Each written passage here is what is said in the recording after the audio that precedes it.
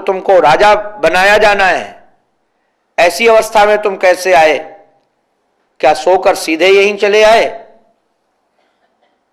हमारे श्री राघव ने प्रणाम करके कहा, मां, राज्य देना नहीं है, राज्य मिल गया है। राज्य मिल गया, किसी को पता नहीं चला।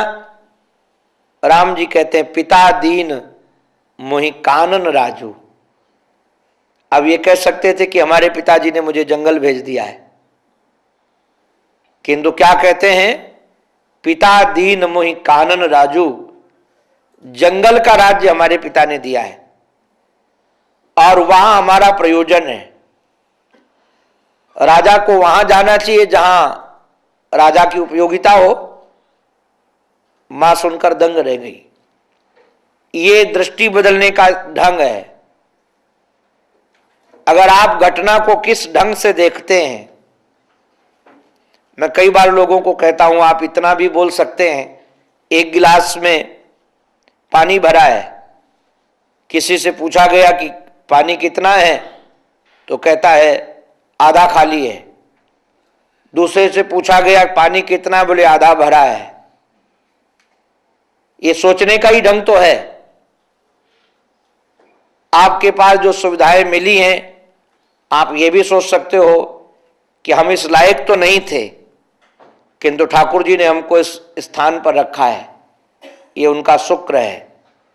तो आप प्रेम से भरोगे कि नहीं भरोगे? और आपको नहीं नहीं हमको तो चाहिए इतना था, उसने दिया ही नहीं। हमारे महर्षि तो कहते थे, जब अभाव तुमको खटकने लगे तो अपने से नीचे वाले लोगों को देखना चाहिए, और अभिमान जब दुख देने लगे तो अपने से बड़ों को निहारना चाहिए। तो आप हर हाल में खुशहाल हो जाओगे। अभाव जब दुख देने लगेगा तो आपको पता चलेगा कि हमसे भी अभाव वाले दुनिया में लोग हैं। मैं तो कई बार निकलता हूं भारत में, तो झुग्गी जो बस्ती होती हैं, तो मैं सेठों से पूछता हूं कि ये किसके घर हैं। ऐसा नहीं कि जानता नहीं हूं, तो फिर वो हमको समझाना प्रारंभ करते हैं। तो फिर मैं कई बार उनको समझाता हूं कि जरा ध्यान रखना, दुनिया में ऐसे लोग भी हैं। हमारे कमरे में एक मच्छर आ जाता है तो हम परेशान हो जाते हैं, और उनके जीवन में कितने कैसे रहते, वो भी तो जीवन जी रहे हैं। अभिमान को मिटाने का साधन है अपने से ऊपर वालों को निहारना, और अभाव को मिटाने का साधन है अपने से नीचे वाले को निहारना। ये दृष्टि हमारे जीवन में हमको मिले, इसलिए भक्ति की दृष्टि से सर्वत्र आपकी दृष्टि ये जाए, जिसको आप मानते हो। मैं आपको किसी आकार में कैद करना नहीं चाहता हूं। स्वाभाविक है, कई लोगों को, एक सज्जन यहां दुबई में हैं, शायद कहो यहां हो भी, उन्होंने पूरे अपने कमरे में, मैं उनके घर कमरे में गया हूं, पूरे कमरे में फोटो लगा रखी हैं। तो अपनी पत्नी की फोटो ज्यादा है उसमें, और पत्नी की फोटो जो विवाह वाले समय की है या उसके पहले की है, मुझे बड़ा अच्छा लगा। अब वो फोटो लगा के रखे, अब बुढ़ापा वाला फोटो चाहे भले लगाए हों, आप जरा विचार कीजिए, चाहे आप जवानी की फोटो लगा लो, चाहे बुढ़ापा की फोटो लगा लो, फोटो तो है तो उन्हीं की। ऐसे आप चाहे कोई आकार मान लो, आप गुरु के रूप में ईश्वर को मानते हो, तब भी मैं कहता हूं ये आकार उन्हीं का है। आप राम के रूप में मानते हो, तब भी मैं कहता हूं ये आकार उन्हीं का है। आप कृष्ण के रूप में मानते हो, तब भी मुझे लगता है ये आकार उन्हीं का है।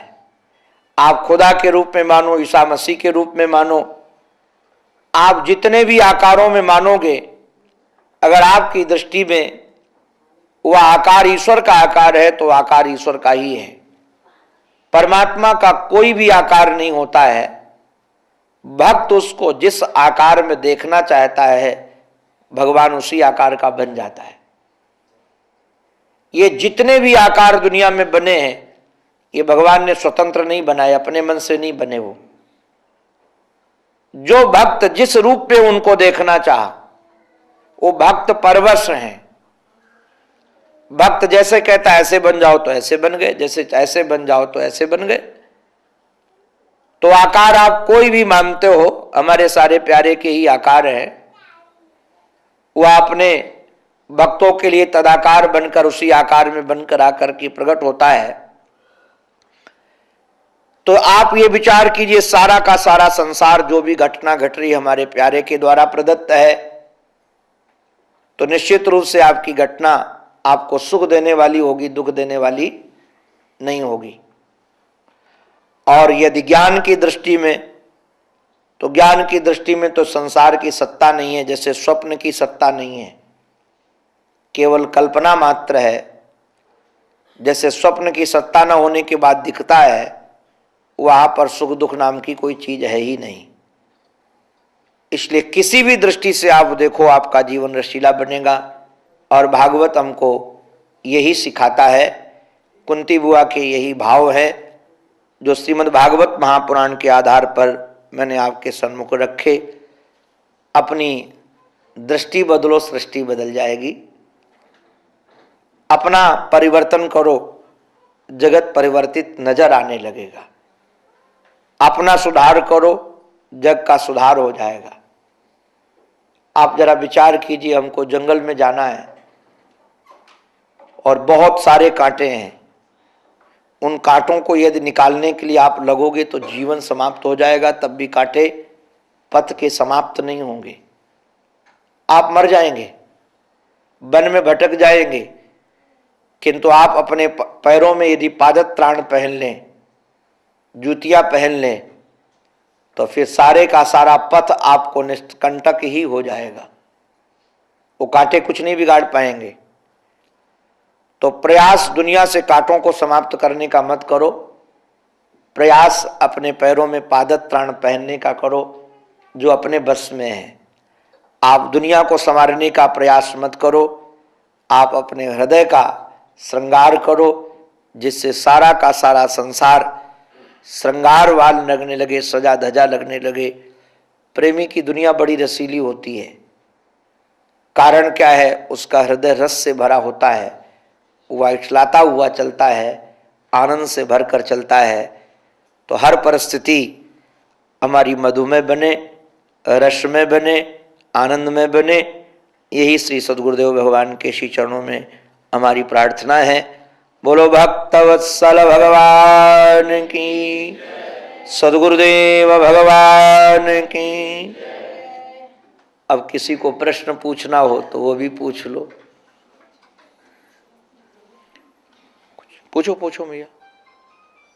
अभी आपने बताया कि वो उसके पास शुगर मापने का यंत्र था, उससे शुगर पता पड़ता है। वो डॉक्टर ने 25 दिन दिए उसको, तो उसका जीवन ही बदल गया। तो वो 25 दिन क्या थे, उसकी एक झलक, उसका मन कैसे परिवर्तित हो गया, उसका एक झलक मिलनी चाहिए हमको भी। उसके लिए तो आपको भी 25 दिन देने पड़ेंगे। हम तैयार हैं। आप आइए, स्वागत है, किंतु ईमानदारी से, जैसे मैंने कहा कि पूरे हम आए, अधूरे ना आए। अभी यहाँ हमने जो सुना तो उसमें से कुछ तो मिला। उसमें तो मूल बात यही है, जैसे हम आपके सामने रखें कि उस शुगर, उसके तो यंत्र बनाने की जो विधा है, तो हमारे गुरुजन उसको करते क्या है, अंतःकरण जो आपका है, देखने का नजरिया, उस अंतःकरण की पवित्रता के साधन एक जैसा एक व्यक्ति के लिए नहीं होता है। संसार में 3 स्तर पर जीने वाले लोग हैं, मन के स्तर पर, शरीर के स्तर पर और बुद्धि के स्तर पर। जो मन के स्तर पर जीते हैं उनका साधन अलग है, शरीर के स्तर पर जो जीते हैं उनका साधन अलग है, बुद्धि के स्तर पर जो जीते हैं उनका साधन अलग है। शरीर के स्तर पर जीने वालों को इसके आप नंबर मिला लेना आप लोग कि हमारा स्तर कौन सा है। जो खाओ पियो मौज करो और हमें सुख चाहिए, दूसरे को मिले न मिले परवाह न हो, इसका नाम है शरीर के स्तर पर जीने वाले। मन के स्तर पर जीने वाले लोगों का संबंध बनाने की आदत होती है। वो जिससे मिलेंगे बहुत जल्दी जुड़ जाएंगे। हमारी एक मैया यहाँ बैठी है, नाम नहीं लेंगे, उसका स्तर मन पर जीने का है। आधा घंटा 1 घंटा भी कोई उनके समीप आता है तो उसके प्रेम से वशीभूत हो जाती है, अपने प्रेम को देती है वो मातृवत। तो अब वो संबंध का जो मन का संबंध है ना, मन जोड़ता है। और बुद्धि का विचार आपको करना पड़ेगा कि आप संबंध बनाने में विश्वास ज्यादा करते हैं कि अपने सुख सुविधा का ध्यान ज्यादा रखते हैं। और तीसरा बुद्धि का स्तर है। बुद्धिशाली व्यक्ति सब बुद्धि की कसौटी पर कसता है। वो विचार करेगा ये मिला है, कहीं ठगने तो नहीं आ गया है, कौन है क्या है, जब तक इसको हम समझेंगे नहीं। ऐसे व्यक्तियों को महाराज दूसरे के साथ संबंध बनाने में वर्षों लग जाते हैं। तो जिसका जीवन शरीर प्रधान है उसके लिए साधन बताए जाएंगे शरीर के स्तर पर। हमारे गुरुदेव एक बात कहते थे कि जहां हम गिरे हैं वहीं हम हाथ लगाकर उठेंगे। अब गिरे हम दुबई में तो भारत में जाकर नहीं उठेंगे। अगर हम गिरे यहीं तो यहीं हाथ हमको लगाकर उठना पड़ेगा, उसी धरातल पर। तो शरीर के स्तर पर यदि हम जीते हैं इसके लिए निष्काम कर्म करना परम आवश्यक है। अभी तक जो भी हम कर्म करते हैं उस कर्म की फलाभिलाषा रखते हैं। कुछ भी कर्म करते हैं उसके पीछे कोई न कोई अभिलाषा होती है। तो निष्काम कर्म से जिएंगे, केवल हमको फल नहीं चाहिए, हमको कुछ कर्म करना है, उसके आधार पर उसमें भी रुचि देखता है गुरु। रुचि देखकर साधन बताया जाता है। मन का जब आप स्तर देखेंगे तो करेंगे क्या, मन को जहां से सुख मिलता है वहीं जुड़ जाता है, उसको सगुणोपासना बताएंगे। भगवान के मानो श्री कृष्ण का एक चित्र आपके सामने रख दिया जाए या मूर्ति आपके सामने रख दी जाए, उसका जो वर्णन है हम अपनी आंखों से देखेंगे तो हमको लगेगा ये कागज है, केवल तूलिका से इसमें आकार बना दिया गया है। अथवा हम अपनी दृष्टि से देखेंगे तो कहेंगे पत्थर है। अभी एक नवयुवक कृष्ण लेकर के वृंदावन से श्री कृष्ण राधा रानी लेकर आए। अब हमको जब दिया तो हमने तुरंत कहा ये पोले हैं, ये इसमें ठोस माल नहीं भरा हुआ है। मैंने कह तो दिया, बाद में मैं विचार करने लगा कि मैं धातु देख करके बोल रहा था कि भगवान देखकर बोल रहा था। अब मैं धातु देखकर बोल रहा था, मैं कृष्ण देखकर नहीं बोल रहा था। तो मंदिरों में हम जाते हैं तो देखते हैं ये पत्थर किस किस पत्थर के ठाकुर जी होंगे, किसने बनाए होंगे, कितने साल पुराने हैं, ये सब हमारे जीवन में प्रश्न आएंगे। तो आप संतों की दृष्टि से यदि आप उसको देखोगे तो आपके जीवन में एक दिव्यता नजर आएगी। दिव्यता नजर आएगी तो आप जल्दी उससे छूट करके संसार से उससे जुड़ जाओगे। एक बहुत बड़े उद्योगपति, नाम अभी हमको स्मरण में आ जाएगा, मैं बता दूंगा, दक्षिण में जहां श्रीरंग भगवान विराजमान है वहां पर रहते थे और वो अपनी पत्नी से बहुत प्रेम करते थे। और इतना प्रेम करते थे पत्नी से, यहां शायद वो ऐसा एक भी नहीं होगा। उनकी पत्नी जब स्नान करने जाती थी तो छाता लगा कर आते थे स्वयं, कि धूप में कहीं काली ना पड़ जाए।